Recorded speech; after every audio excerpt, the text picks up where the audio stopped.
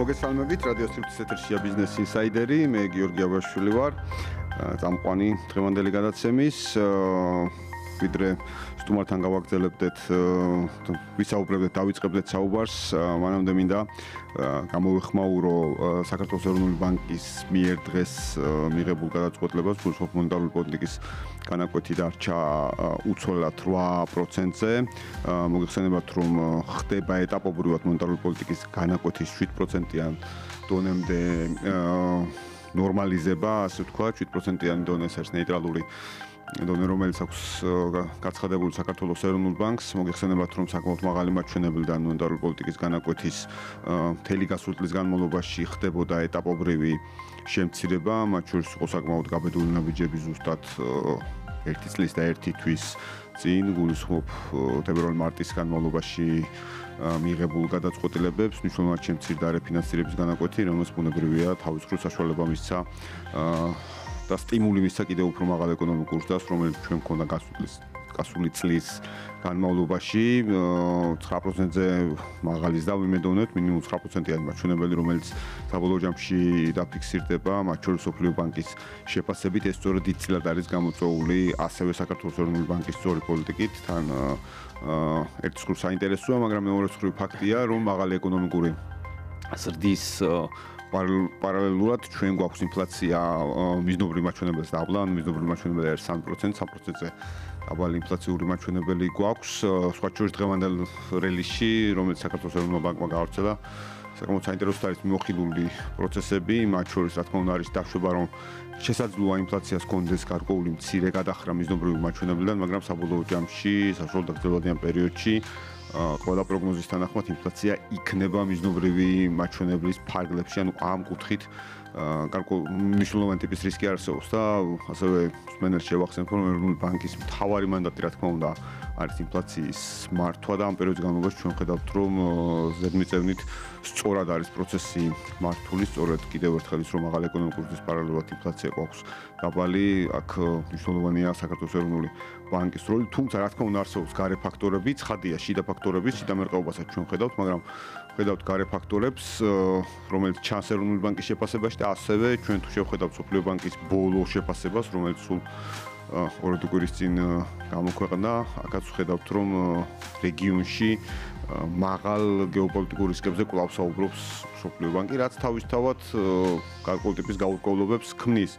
და გაურკვევლობები ცხადია გრძელდება მათ შორის ნედლეულის ბაზარზე, ეს შეეხება როგორც სურსაც, ისე შეეხება ნავთობს. ჩვენ ასევე ხედავდით, ხო, სხვა შორის უნდა აღინიშნოს, რომ ინფლაციასთან დაკავშირებით და ინფლაციის ნორმალიზებასთან დაკავშირებით ნავთობზე შედარებით დაბალ მოხალისეებმა, რა თქმა უნდა, პოზიტიური გავლენა იქონია, მაგრამ ასევე მნიშვნელოვანია, რომ გასული წლებისგან განსხვავებით მიმდინარე წლის დეკემბერში ადგილობრივი ინფლაციის მაჩვენებელი ასევე იყო შედარებით დაბალი, რამაც ანუ წტეხი არ გაზარდა ინფლაციაზე მაინც და მაინც და ნავთობთან დაკავშირებით ხედავთ ერთხელ პრეზიდენტ ტრამპის განცხადებებს ნავთობის გაიაფებასთან დაკავშირებით, ასევე არის სხვა მოსაზრებებიც, ვნახოთ, სწორედ ეს არის ის გაურკვევლობები, რომელიც ჩვენზე არ არის დამოკიდებული და სწორედ ამიტომ არის ეროვნული ბანკის პოლიტიკა მათ შორის უფრო მეტად ფრთხილი შეიძლება ასე ითქვას, თუმცა ვიტყოდი, რომ ზედმიწევნით ზუსტი ის, რაც ამ პერიოდში უნდა იყოს. დიდი სიამოვნებით მინდა წარმოგიდგინოთ ჩვენი სტუმარი, ბატონი დავით ნარმანია, სემეკის თავმჯდომარე. ბატონ დავით, მოგესალმებით, ძალიან მადლობას გიხდით მობრძანებისათვის.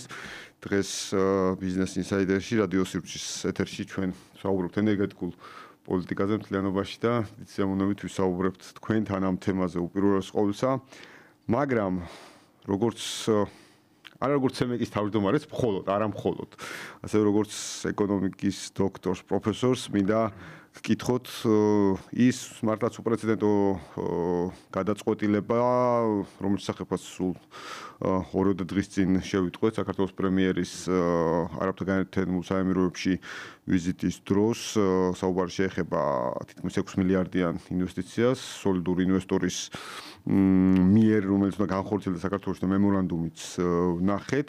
როგორ იქნებოდა თქვენი შეფასება, რას ნიშნავს ეს საქართველოს ეკონომიკისთვის ამ ნაწილით რომ დავიწყოთ? მოგესალმებით პროლოგში. მივესალმები მსმენელებს, მაყურებლებს. ძალიან დიდი მადლობა გადაცემაში მოწვევისთვის. საინვესტიციო შეთანხმება, რომელიც გუშინ გაფორმდა არაბეთის გაერთიანებულ საემიროებში, არის პირველ რიგში ძალიან მნიშვნელოვანი სიგნალი სხვა ინვესტორებისთვის, რომ საქართველოს საინვესტიციოდ არის მიმზიდველი ქვეყანა. მეორე, ჩვენ ქვეყანას ინვესტიციები ისე ჭირდება, როგორც ადამიანს საარსებოდ ჰაერი.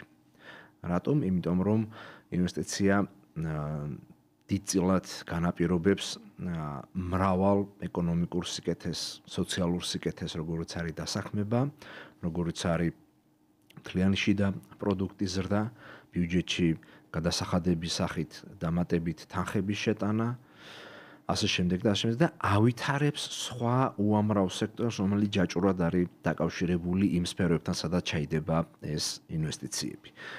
აქედან გამომდინარე, უპრეცედენტოდ და ჩვენი ქვეყნის ისტორიაში მართლაც ყველაზე დიდი ინვესტიციის თაობაზე შეთანხმების გაფორმება უკვე სიკეთის მომტანია დღევანდელი დღიდან, იმიტომ რომ ეს არის სიგნალი სხვა ინვესტორებისთვის, კიდევ ერთხელ ხაზს უსვამ და როცა ესეთი მსხვილი საინვესტიციო ჯგუფი კონკრეტულ ქვეყანაში ინვესტირების შესახებ ასეთი დიდი პორტფელის ჩადების თაობაზე გადაწყვეტილებას იღებს, ეს ნიშნავს იმას, რომ ქვეყანა არის საინვესტიციო სანდო, ბიზნეს კლიმატი არის ჯანსაღი და ეს გადაწყვეტილება ესე სპონტანურად არ მიღებულა, ხო, ძალიან დიდი ხანია ისინი უყურებდნენ ჩვენს ქვეყანას, როგორც საინვესტიციო მიმზიდველ ქვეყანას, იმიტომ რომ არის დაბალი გადასახადები, ჯანსაღი ეკონომიკური გარემო, კორუფცია 0 და კიდე ბევრი სხვა რამ იმისათვის, რომ ჩაიდოს ფული ქვეყანაში.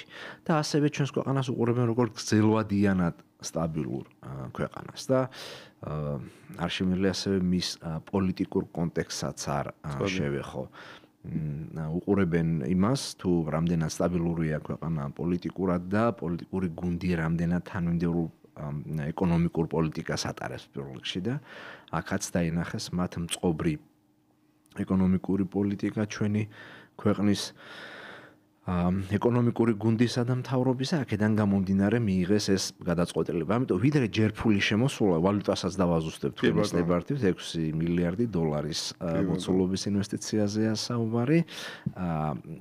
უკვე სიკეთეა, ვიდრე რეალურად ფული შემოვა და პროექტების განხორციელება დაიწყება, იმიტომ რომ ეს სიგნალი აინახავთ თუ არ იმოქმედებს ვალუტის კურსზე და კურსი თუ არ გაუმჯობესდება. აინახავთ თუ არ იმოქმედებს სხვა ინვესტორებზე, რომელთაც შესაძლოა ამ ბოლო პერიოდში რუსთაველზე არსებული არეულობების ფონზე უჭირდეთ გარკვეული გადაწყვეტილებების მიღება. ისინიც უფრო ადვილად მიიღებენ გადაწყვეტილებებს და ასე შემდეგ, ასე რომ პოზიტიური, ასე თქვათ, ეკონომიკური ძვრების მოლოდინში ვართ.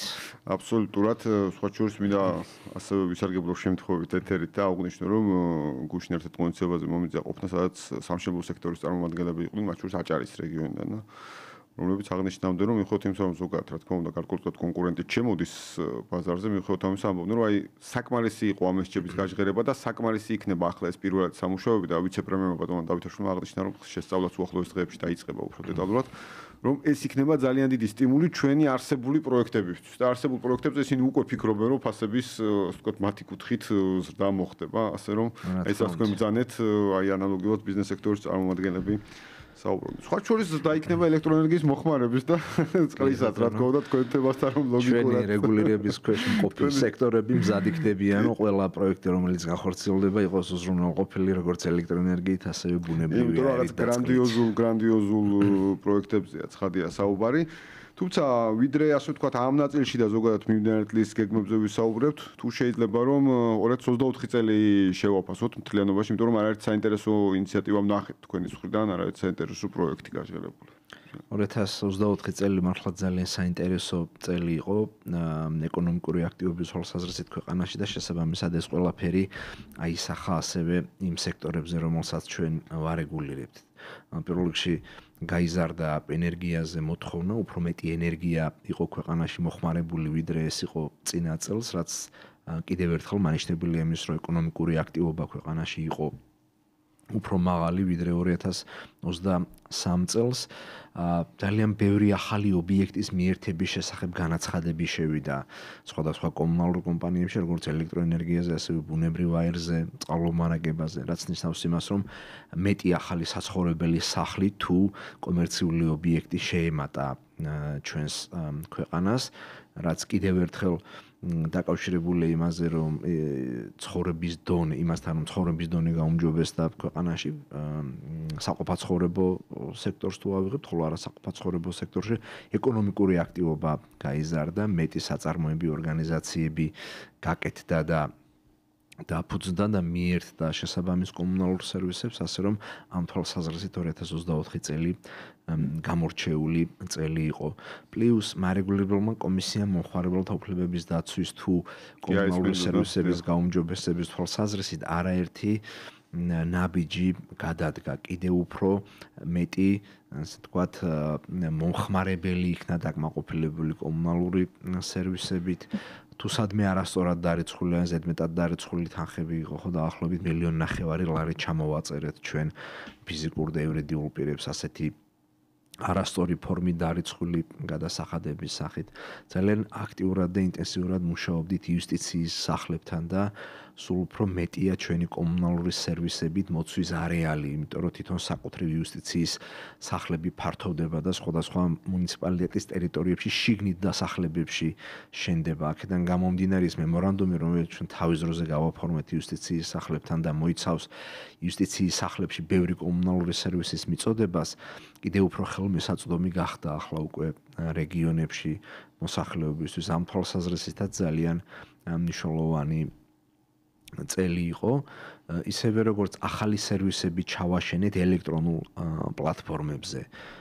იგივე ფიფკი 303 დიეზე, რომელთაც მომხმარებელს შეუძლია სახლიდან გაუსვლელად მიიღოს სხვადასხვა კომუნალური მომსახურებები, დაემატა ახალი სერვისები, ესეც ძალიან მნიშვნელოვანი ნაბიჯი იყო. სტატისტიკის პორტალი. კი ბატონო, გაკეთდა ენერგეტიკული სტატისტიკის პორტალი, ჩვენ ძალიან მჭიდროდ თანამშრომლობთ საქსტატთან, გვაქვს გაფორმებული მემორანდუმი მათთან და მეც ასევე როგორც თბილისის სახელმწიფო უნივერსიტეტის პროფესორი ვარ სტატისტიკის საბჭოს წევრი, მრჩეველთა საბჭოს წევრი და ძალიან მნიშვნელოვანი რამ გაკეთდა, რაღაც ერთ სივრცეში მოიყარა სხვადასხვა ენერგეტიკულმა ინფორმაციამ თავი და მარტივად დამუშავებადი გახდა აღნიშნული ინფორმაცია, რაც ინვესტორებს უმარტივებს ანალიტიკური სამუშაოების განხორციელებას, გადაწყვეტილების მიღების პროცესში. კი ბატონო, ეს ამ პორტალზე კიდევ უფრო მეტი ინფორმაცია შევა, ანუ იტვირთება ეს პორტალი ინფორმაციები და კიდევ უფრო,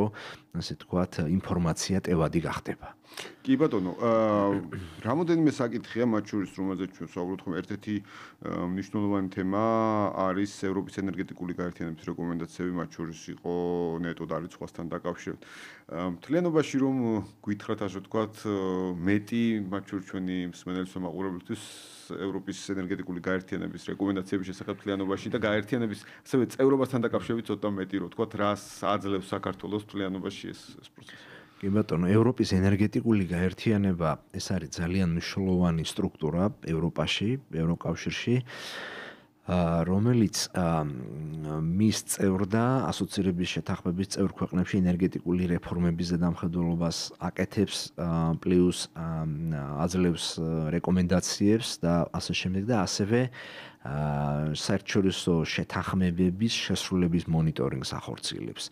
საქართველოს ძალიან მჭიდროდ თანამშრომლობს ევროპის ენერგეტიკულ გაერთიანებასთან. წელს 2025 წელს საქართველო გახდა ამ გაერთიანების თავმჯდომარე ქვეყანა და ერთი წლის ვადით უხელმძღვანელებს მას. ასევე მნიშვნელოვანია ის, რომ ჩვენ 2016 წლიდან საქართველომ ხელი მოაწერა რატიფიცირების შეთანხმებას, 2017 წელს გააკეთა პარლამენტმა რატიფიცირება და ამის შემდეგ უკვე მივყვებით რეფორმებს ენერგეტიკის სფეროში, სწორედ ევროპის ენერგეტიკული გაერთიანების პატრონაჟით. 19 წლის ბოლოს იქნა ახალი კანონი მიღებული ენერგეტიკის დაწყალომარაგების შესახებ, რომელიც სწორედ ამ ასოცირების შეთანხმების და ენერგეტიკულ გაერთიანებასთან გაფორმებული შეთანხმების ძირითადი სულისკვეთებიდან გამომდინარეობდა. ჩვენ სემეკმა 50-მდე სხვადასხვა მარეგულირებელი წესი და ნორმა მივიღეთ ახალი კანონის შესაბამისად, ევროპული ყაიდის წესები, ესე ვეძახით ჩვენთან და პრაქტიკულად ამით დავასრულეთ მეორადი კანონმდებლობის შემუშავება და ამტკიცება ელექტროენერგეტიკის სექტორში და ბუნებრივი გაზის სექტორში. ბუნებრივი გაზის სექტორში სულ რამდენიმე რეგულაციის დამტკიცება დაგვრჩა, რომელსაც მიმდინარე წლის განმავლობაში დავასრულებთ და ორი მთავარი დოკუმენტია, რომლის აღსრულებასაც ჩვენ მივყვებით, ეს არის მესამე ენერგეტიკული პაკეტი, რომელმაც სწორედ გაგვიხსნა გზა ნეტო აღრიცხვის სისტემის შემოღება განვითარებისთვის და ახლა უკვე მეოთხე ენერგეტიკული პაკეტი, რომლის განხორციელებაც დავიწყეთ. კერძოდ, ძალიან მარტივად ვთქვათ ჩვენი მსმენელებისთვის, მომხმარებლებისთვის, ძალიან ბევრი სახლის სახურავზე საწარმო სეზონში უკვე ვხედავთ მზის პანელებს, რომლებიც არის განთავსებული და მზის ენერგიას გარდაქმნიან ჩვეულებრივ ელექტროენერგიად. ჩვენს მიერ დამტკიცებული წესების შესაბამისად, მომხმარებლები, რომლებიც ამ სისტემაში არიან ჩართული, მოიხმარენ მზის ენერგიას და სიჭარბე თუ რჩებათ მათ, ეს სიჭარბე გადაედინება ქსელში და წელიწადში ერთხელ კომუნალური კომპანიები ახორციელებენ ანგარიშწორებას, ანუ ფულს უხდიან მომხმარებლებს. და ეს ძალიან მნიშვნელოვანია, ასევე რომ ჩვენ დავადგინეთ ქსელური გატარების საფასურის შეღავათები და ამან მიმზიდველი გახადა აღნიშნული ტიპის პროექტების განხორციელება და განსაკუთრებით ბოლო წლები COVID პერიოდის შემდგომ იყო ძალიან აქტიური და ძალიან ბევრმა ფიზიკურმა და იურიდიულმა პირმა გააკეთა აღნიშნული მზის სისტემები და დააყენა საკუთარი მოხმარებისთვის ან სიჭარბის, ესე თქვათ, კომერციული მიზნით გამოყენების თვალსაზრისით. ჯამში უკვე 120 მეგავატზე მეტია ესეთი ნეტო აღრიცხვის სისტემაში ჩართული ენერგია, რომელზეც განაცხადები გააკეთდა, მათი ძირითადი ნაწილი აშენებულია, დაყენებულია, რაღაცა ნაწილი პროცესშია და ახლა უკვე მივიღეთ ჩვენ გასული წლის ბოლოს ევროპის ენერგეტიკული გაერთიანებიდან რეკომენდაციები მეოთხე ენერგეტიკული პაკეტის აღსრულებასთან დაკავშირებით, რომელიც გულისხმობს სწორედ ნეტო აღრიცხვიდან ნეტო დარიცხვის სისტემაზე გადასვლას. თუ ადრე და დღემდე მომხმარებელი, რომელსაც მზის სისტემა უყენია, მოიხმარს ენერგიას და ჭარბი ენერგია ქსელში გადაედინება, ხდება ასევე დეფიციტის შემთხვევაში ქსელიდან ენერგიის წამოღება, მაგალითად ღამე ენერგიას მოიხმართ, მაგრამ მზის პანელები ვერ გამოიმუშავებს. ხო, ამ დროს ქსელიდან ხდება ენერგიის მიღება, ამიტომ ჩემს მიერ გამომუშავებული და მოხმარებული ენერგიის განაშთვა ხდება პერიოდის ბოლოს, ანუ ენერგია ენერგიაზე იცვლება. ახალი სისტემის მიხედვით მოხდება თანხის თანხაზე გაცვლა, ანუ ქვითარზე გაცვლა, სწორედ ამიტომაც ზოგიერთ ლიტერატურაში ამას ნეტო ბილინგიც კი ეწოდება, ბილი, ანუ ქვითარი. ამიტომ მე რასაც მოვიხმარ ენერგიას, ანუ ღამე წამოვიღებ ქსელიდან, ხო, იმაზე გადავიხდი თანხას, ხოლო კომპანია, რომელიც ჩემგან დღის განმავლობაში ჭარბ მზის ენერგიას წაიღებს, ის გადამიხდის თანხას და ამიტომ თანხის თანხაზე განაშთვა მოხდება. მაგრამ ეს მოხდება განაშთვა ჩვეულებრივად. რა თქმა უნდა, ამ მეოთხე ენერგეტიკული პაკეტის, ანუ ნეტო დარიცხვის სისტემის მარეგულირებელი ნორმის შემუშავებაზე კომისიაში სწორედ ახლა მიმდინარეობს ინტენსიური მუშაობა, რომელსაც შემდეგ უკვე როგორც კი დავასრულებთ პროექტის მომზადებას, დავიწყებთ მის საჯარო განხილვებს, როგორც თავის დროზე გავაკეთეთ ნეტო აღრიცხვის სისტემასთან დაკავშირებით. მანამდე მუშაობს, რა თქმა უნდა, გარდამავალ პერიოდში ნეტო აღრიცხვის სისტემა, უბრალოდ ნეტო აღრიცხვის სისტემისთვის რეგიონებში შეივსო დადგენილი 14%-იანი ზღვარი, ამიტომ მომავალში შესაძლებელი იქნება 100 კილოვატამდე ენერგიის თვის განაცხადების შეტანა. ესეც ყურადსაღები. ერთ სიტყვით, ევროპის ენერგეტიკული გაერთიანება ახსენეთ და ამაზე იყო კითხვა და რომ შევაჯამო, ჩვენ საკმაოდ მჭიდროდ თანამშრომლობთ ევროპის ენერგეტიკულ გაერთიანებასთან, ყოველწლიურად იგზავნება ჩვენი ანგარიშები, მათი მხრიდანაც კეთდება შეფასებები და საქართველოს ერთ-ერთი, ესე თქვათ, როგორც წესი, კარგი შეფასებები აქვს. სულ ორი რეკომენდაცია იყო, რაც ბოლო პერიოდში მათ გადმოგზავნეს საქართველოსთვის, რომ ასე ვთქვათ, ბირჟის სრულყოფილი გახსნა დროულად დასრულდეს და მეორე იყო ის, რომ დასრულდეს unbundling-ის პროცესი, ანუ გაყოფის პროცესი ელექტროსისტემის და მთავარი გენერაციის ობიექტის ენგურჰესისთვის და აქაც საკანონმდებლო ცვლილების პროექტი დაძრულია და პარლამენტი როგორც კი დაამტკიცებს, ეს ასე ვთქვათ, რეკომენდაციებიც იქნება შესრულებული. ძალიან საინტერესო პროცესია მართლაც და აუცილებლად მინდა გკითხოთ ნეტო დარიცხვასთან დაკავშირებით. მომხმარებელთან უპირატესობა აქვს თუ არა ამ შემთხვევაში მომხმარებელს, ანუ არსებითად იცვლება თუ არა, ვთქვათ, მომხმარებლის ვითარება, ვთქვათ, რომელსაც იგივე პანელები აქვს განლაგებული. მომხმარებელი, რომელმაც ნეტო დარიცხვის სისტემამდე დააყენა პანელები, ისინი ნეტო აღრიცხვის სისტემაში დარჩებიან, ხოლო მომავალში ვინც დააყენებს, ისინი ახალი სისტემის ქვეშ, ანუ ნეტო დარიცხვის სისტემით ისარგებლებენ. ნეტო დარიცხვის სისტემაც ეს არის მწვანე ენერგიის განვითარების ხელშემწყობი ინსტრუმენტი და რა თქმა უნდა მომხმარებელი მიიღებს სტიმულს, ანუ ქსელში გაშვებულ ჭარბ ენერგიაზე მიიღებს თანხას, ისევე როგორც ხელშეუწყობს გარემოს დაცვას, იმიტომ რომ მწვანე ენერგიის მომხმარებელი იქნება თავად. აი, აუცილებლად მინდა გკითხოთ, ვიდრე ამ სფეროზე საუბრობთ, კომერციალიზაციას ვახსენეთ, ასე ვთქვათ. რამდენად გაჩნდა ბიზნეს სუბიექტები, რომლებსაც სურთ რომ ამ შემთხვევაში ეს ეგრეთ წოდებული მზის პანელები როგორც შემოსავლის წყარო გამოიყენონ. ჩვენ ხედავთ მათ შორის, ასე ვთქვათ, ყოველგვარი კვლევების გარეშეც, როდესაც მივყვებით ცენტრალურ მაგისტრალს, ხედავთ განლაგებულ პანელებს, ასე ვთქვათ. რაც რა თქმა უნდა ძალიან კარგია, იმიტომ რომ 9 მეგავატამდე სიმძლავრის, ანუ 500 კილოვატამდე სიმძლავრის მზის პანელების პროექტები გაჩნდა კომერციული დანიშნულებითაც ბევრგან. რაც ნიშნავს იმას, რომ მცირედი მოხმარება, რაც აქვს, ამ მცირედ მოხმარებას იკმაყოფილებს პირი და დანარჩენს იჯარით გასცემს სხვა პირზე და მწვანე ენერგიით ხდება სხვადასხვა საწარმოების და ორგანიზაციების უზრუნველყოფა. ამ შემთხვევაში და კომერციული დანიშნულებით ვინც აკეთებს, ის რა თქმა უნდა იღებს შემოსავალს და მოგებას. გარკვეულად ახალისებულია სახელმწიფოს მხრიდან თქვათ ეს პროცესი. ჩვენი მხრიდან 9 მეგავატამდე რაც არის, ის ახალისებულია, რა თქმა უნდა, იმიტომ რომ არის ქსელური გატარებისგან განთავისუფლება და მეორე მხრივ 9 მეგავატზე მეტიანები რაც არის, ხო, ის არის უკვე ეკონომიკის და მდგრადი განვითარების სამინისტროს ქვეშ მთავრობა აფორმებს მემორანდუმს ესეთი ტიპის ობიექტებთან და ფასტაშორის სხვაობის კონტრაქტს უფორმებს, ანუ ეგრეთ წოდებულ CFD კონტრაქტს, რაც ასევე წამახალისებელი მექანიზმია მზის პროექტებისთვის. ეს არის ბოლო პერიოდში რა ფასიც ფორდება $5.6 ცენტი, რაც საკმაოდ კარგი ფასია და დიდი დაინტერესებაც არის ამ ხელშემწყობი მექანიზმით. გარანტიაც არის, ასე ვთქვათ, იმ ადამიანებს. გარანტია არის, რა თქმა უნდა, ვინც ამ პროექტს აკეთებს და გარანტია არის ბანკებისთვისაც, რომლებიც აფინანსებენ ამ პროექტებს. მათ იციან, რომ გაყიდულ ყოველ კილოვატ-საათ ენერგიაზე მათი დაფინანსებული პროექტი მინიმუმ $5.16 ცენტს მიიღებს. კი ბატონო, თუ მასზე ნაკლები მიიღო, ანუ ბაზარზე იაფი იქნა ენერგია, მთავრობა უსებს ამას. ეგ არის სწორედ ფასტაშორის სხვაობის კონტრაქტის დანიშნულება. ეს გარანტია მათ შორის კომპანიებისთვის და ბანკებისთვის, რა თქმა უნდა.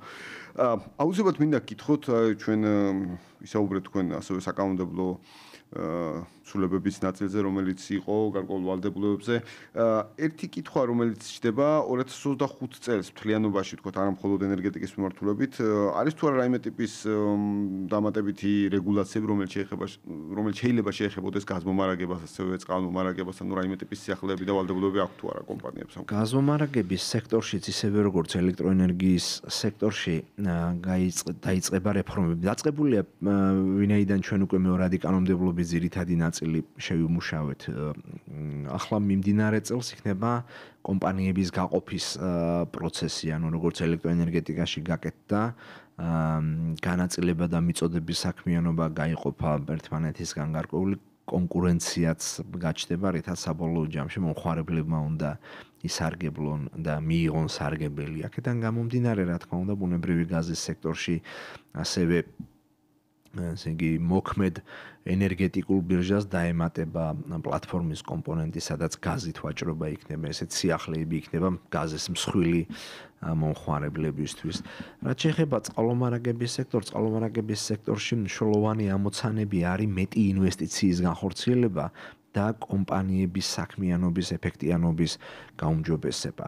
ამ მიზნით ჩვენ ჯერ კიდევ 2023 წლის ბოლოს GVP-ს არეალში შევითანხმეთ გაზრდილი ინვესტიციები, მნიშვნელოვნად გაზრდილი ინვესტიციები, ჯამში დაახლოებით 240 მილიონი ლარი უნდა დახარჯოს GVP-მ თბილისში, რუსთავში და მცხეთაში 3 წლის განმავლობაში წყალმომარაგების სისტემის გაუმჯობესებისთვის. კი ბატონო, და გასული წელი ერთ-ერთი ასე ვთქვათ მნიშვნელოვანი იყო იმით, რომ წლების განმავლობაში დაგროვებული დიდი პრობლემა დედაქალაქში იგივე გახოკიძის ქუჩაზე მთლიანად წყალმომარაგება კანალიზაციის სისტემის გამოცვლასთან დაკავშირებით უკვე დაასრულა აღნიშნული პროექტი, თითქმის ბოლომდე გავიდა 22 მილიონი ლარი დაიხარჯა მხოლოდ ამ ნაწილში. რუსთავში ძალიან ბევრი პრობლემა მაგისტრალურ წყალსადენებზე არსებულ ავარიებთან დაკავშირებით მოგვარდა და ახლაც მიმდინარეობს პროექტები, როგორიც არის მაგისტრალური წყალსადენების გამოცვლა.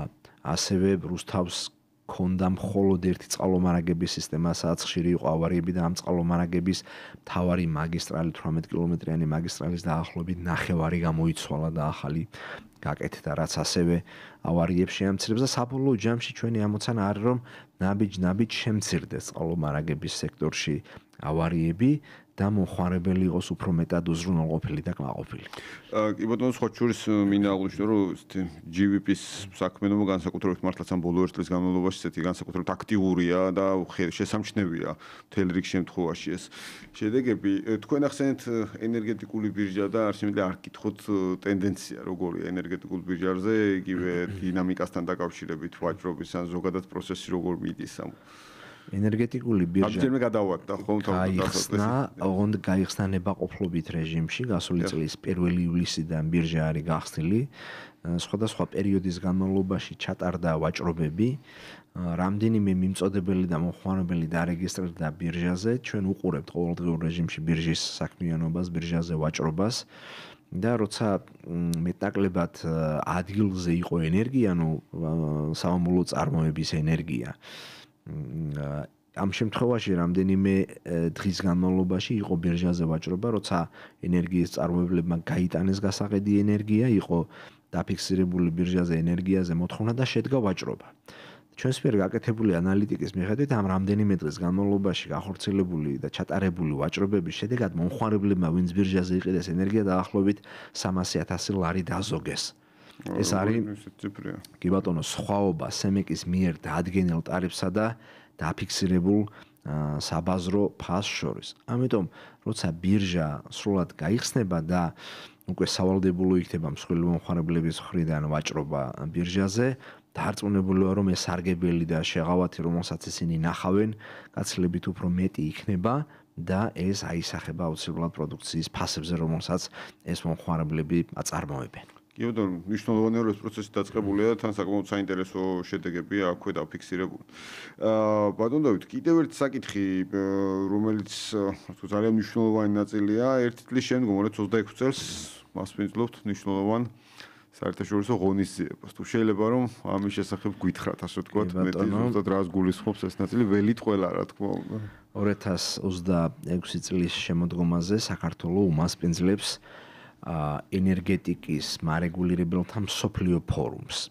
ეს არის საკმაოდ ისეთი დიდი ფორუმი, მსოფლიო დონის ღონისძიება, რომელშიც 1000-ზე მეტი დელეგატი ღებულობს მონაწილეობას 150-მდე ქვეყნიდან. როგორც წესი, აქამდე ყველა 12 შეხვედრა ღონისძიება, რაც ჩატარებულა მხოლოდ მსხვილ ქვეყნებში და ძლიერ ქვეყნებში, როგორც არის საფრანგეთი, კანადა, გერმანია და ასე შემდეგ. საქართველოსნაირ, ასე ვთქვათ, პატარა ქვეყანას პირველად გაუჩნდა ამბიცია, ჩვენ რამდენიმე წელი მუშაობდით იმაზე, რომ ეს პრივილეგია ამ ღონისძიებების ჩატარებასთან დაკავშირებით მოგვეპოვებინა და მსოფლიოში არსებული 7-ვე ენერგეტიკის მარეგულირებელი რეგიონული გაერთიანებები თანახმა გახდა, როცა კონფედერაციამ მიიღო თანხმობა და გასულ წელს პერუში გამართულ სწორედ მე-12 საერთაშორისო ღონისძიებაზე გადმოგვეცა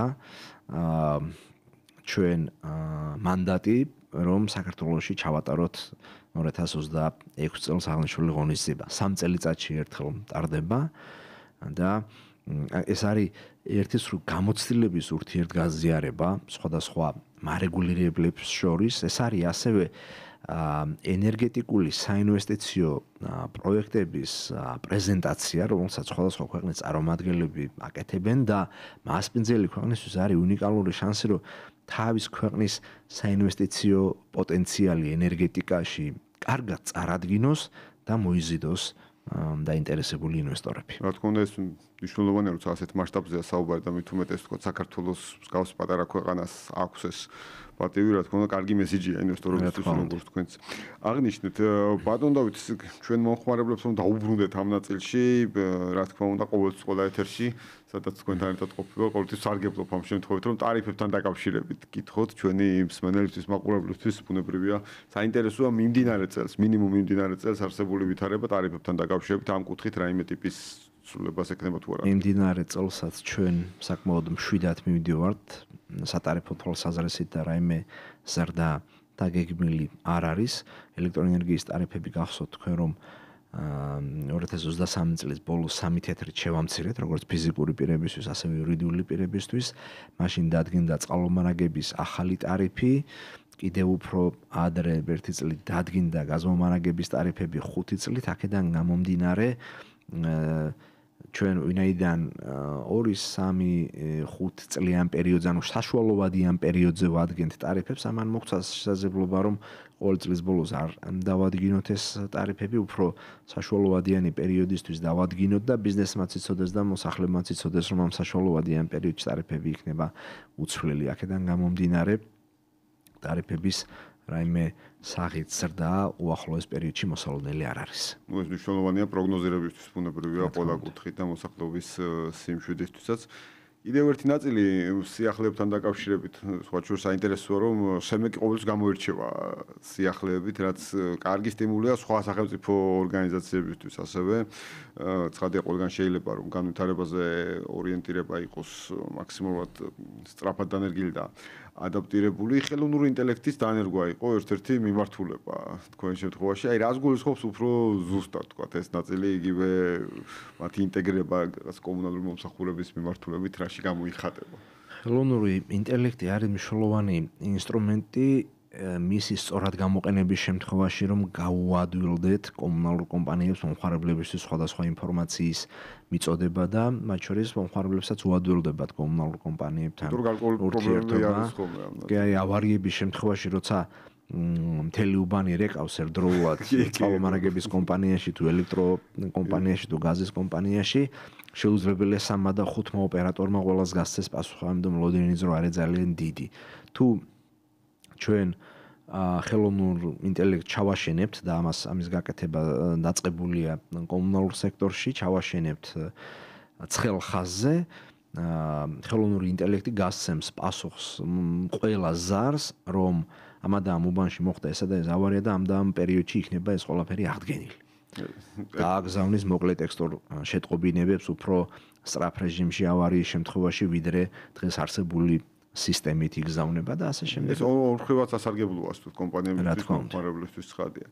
და ბოლოს ბატონ დავით აუცილებლად მინდა გითხოთ ენერგეტიკის სასწავლო ცენტრთან დაკავშირებით, უკვე საკმაოდ წარმატებით ფუნქციონირებს, რამოდენიმე სასწავლო კურსი წარმატებით დაინერგა, თქვენ რომ შეაფასოთ ვითარება და ისთვის არის კიდევ ერთხელ რო ვთქვათ განკუთვნილი, ვთქვათ და რა გეგმები გვაქვს ამ ენერგეტიკის სასწავლო ცენტრი, რომელიც თავის დროზე დაფუძნდა სემეკის მიერ, არის მნიშვნელოვანი საგანმანათლებლო და ანალიტიკური დაწესებულება, რომელსაც ორი მთავარი ფუნქცია გააჩნია. ერთი ეს არის სწავლება და მისი უმთავრესი ფუნქცია ეს არის სხვადასხვა პროექტების და პროგრამების მეშვეობით დაინტერესებული პირებისთვის ენერგეტიკის საკითხებზე სიახლეების, ფუნდამენტური ენერგეტიკული საკითხების სწავლება და მეორე ეს არის ანალიტიკური საქმიანობა და ამით სემეკისთვის გადაწყვეტილებების მიღების გამარტივება. ერთია, როცა კაბინეტში ზიხარ და იღებ გადაწყვეტილებას, თქვა იურიდიულ ან ეკონომიკურ რაცა თეორიებზე, დოქტრინებზე დაყრდნობით და მეორეა, როცა ამ ყველაფერს თან უდევს ანალიტიკა. ამიტომ ანალიტიკური, ასე თქვათ, ბაზით და ანალიტიკით უზრუნველყოფა სემეკისა არის სასწავლო ცენტრის მეორე უმნიშვნელოვანესი ფუნქცია. ჩვენ უკვე რამდენიმე წარმატებული პროექტი განვახორციელებთ, მათ შორის მე ამაყება რომ სხვა სკოლის მოსწავლეებისთვის თბილისში და რეგიონებში შევძელით ენერგეტიკულ საკითხებზე ძალიან მარტივად გვესაუბრა, წყალომარაგების საკითხებზე გვესაუბრა მათთან და ახალგაზრდა თაობის დაინტერესება, რა თქმა უნდა, იმიტომ რომ ისინი უნდა გაეზარდონ მომავალ პროფესიონალ ენერგეტიკოსებად, წყალომარაგების სპეციალისტებად და ამიტომ ვცდილობთ, რომ სასწავლო ცენტრმა აქ თავისი როლი ითამაშოს. სხვადასხვა ტიპის კვლევები განვახორციელეთ, მათ შორის აბონენტების გამოკითხვები კმაყოფილებასთან დაკავშირებით, ასევე ჩატარდა სხვადასხვა სწავლებები, არა მხოლოდ ენერგეტიკის სექტორის წარმომადგენლები ესწრებოდნენ ჩვენ სასწავლო კურსებს, არამედ მედიის წარმომადგენლები ესწრებოდნენ, ასევე სხვადასხვა კომერციული სუბიექტების წარმომადგენლები, რომლებიც მომავალში აპირებენ ენერგეტიკული პროექტების განხორციელებას და ასე შემდეგ და როგორც წესი მოთხოვნა არის საკმაოდ დიდი. ეს უბრალოდ ესმინო თქვა აქტივობა არის ხო ამ კუთხით აქტივობა არის ძალიან მაღალი. ანუ იგეგმება იგივე მიმდინარე წელსაც ალბათ რა თქმა უნდა, უკვე ჩვენ მიმდინარე წლის გეგმები გავწერეთ და დავამტკიცეთ ჯერ კიდე გასული წლის ბოლოს და ეტაპობრივად გამოცხადდება სასწავლო კურსები, ასევე კვლევითი პროექტები. ძალიან აქტიურად მუშაობთ სხვადასხვა დონორ ორგანიზაციებთან, დაინტერესებულ პირებთან და ცენტრი წელსაც, სასწავლო ცენტრი წელსაც თავის სიტყვას იტყვის. ძალიან მნიშვნელოვანია, რომ განათლების კომპონენტს ყურადღება ექცევა. მithumetes თქვენ აღნიშნეთ იგივე ანალიტიკური მიმართულება და ხო შორის რაც ჩვენთან ხშირად პრობლემაა ხოლმე, იმიტომ რომ ხშირად განათლების გარეშე ზოგადად ყველა სექტორს გაუჭირდება განვითარება და ასევე ენერგეტიკის სექტორსაც. ამიტომაც არის სხვადასხვა პროგრამები, საბაკალავრო, სამაგისტრო, იგივე ტექნიკურ უნივერსიტეტში სხვადასხვა სასწავლებლებში, რომლებიც თავის ტექნიკურ სწავლებასთან დაკავშირებით როლს და ფუნქციას ასრულებენ და ძალიან კარგ კადრებს ამზადებენ და ჩვენ უკვე ამ რეგულირებასთან დაკავშირებული საკითხებით ვავსებთ ამ ყველაფერს. აბსოლუტურად ძალიან მნიშვნელოვანია, თქვენთვის ძალიან ორგანული და ბუნებრივია, ვინაიდან ზანდებით ესეუს პროფესორი, მე რაც გიცნობ ძალიან საგანმანათლებლო სექტორში ხართ ყოველთვის და მიუხედავად თქვენი სახელმწიფო სექტორის საქმიანობისა, არც ერთი დღე არ შეგიწყვეტიათ საგანმანათლებლო საქმიანობა, მართლაც განსაკუთრებით მნიშვნელოვანია, რომ განათლების მიმართულებით ყველა კუთხით SEM-ში იყვნენ ენერგეტიკით დაინტერესებული ახალგაზრდები მოსული დილიდან მათთან დავყავი 1 საათი, აუხსენი მნიშვნელოვანი სიახლეები. ეს იყო საჯარო ლექციის ტიპის სწავლება, სხვათა შორის თვითონ მოგმართეს ჩვენ, თვითონ დაინტერესდნენ, შეიკრა ჯგუფი, მოვიდნენ და ასევე პრაქტიკულ ნაწილში დავათვალიერებინეთ სემეკის სახურავზე განთავსებული მზის სისტემა, თუ როგორ გამოიმუშავებს ის ენერგიას და როგორ უწყობს მწვანე ენერგიის მოხმარებას ხელს. მნიშვნელოვანია მოვიდნენ საჯარო ლექციაზე, ნახეს პრაქტიკული ნაწილიც, მქონდა პატივი, მე პირველად მანდ ვნახე, ასე ვთქვათ, ესე ახლოდან სახურავზე დამონტაჟებული მზის სისტემა, მეც როდესაც თქვენთან ვიყავი ერთ-ერთ ინტერვიუზე სტუმრად. ძალიან დიდი მადლობა მინდა გადაგიხადოთ. ძალიან დიდი მადლობა გადაცემაში მოწვევისთვის. უღრმესი მადლობა, ყოველთვის განსაკუთრებით საინტერესოა თქვენთან საუბარი, ყოველ ჯერზე საინტერესო სიახლეებს ვიგებთ, ისევე როგორც დამაიმედებელი ინფორმაციას მათ შორის ტარიფებთან დაკავშირებით, მაგრამ სასიამოვნო სიახლეებს მომხმარებლის კვლევების ნაწილში თქვენ საკმაოდ სოლიდური თანხები ახსენეთ, რაც დაუბრუნდათ მომხმარებლებს, იგივე ახალი რეგულაციებიდან გამომდინარე, რომელსაც ჩვენ ხედავთ ამ შემთხვევაში, რაც საკმაოდ საინტერესო სტიმულია, სულ უფრო და უფრო, ხა ჩვენს ბიზნეს ინსაიდერ თუცა კომპანიებთან გვაქვს ურთიერთობა, სულ უფრო და უფრო მეტი კომპანია ჩდება, რომელიც აი შემთხვევით არ იყო ჩემი შეკითხვა, რომელსაც სურვილი უჩნდება მზის პანელების განთავსების, ასევე ამბობენ კომპანიები, რომ მომხმარებლები საკმაოდ აქტიურად საკუთარ სახლებში გამოიყენებენ და ამ კულტურის ხელშეწყობა ძალიან მნიშვნელოვანია. კიდევ ერთხელ დიდი მადლობა. ბიზნეს ინსაიდერი დღეს დასრულებულია რადიო სივრცის ეთერში და ჩვენ დავბრუნდებით შემდგომ ოთხშაბათს.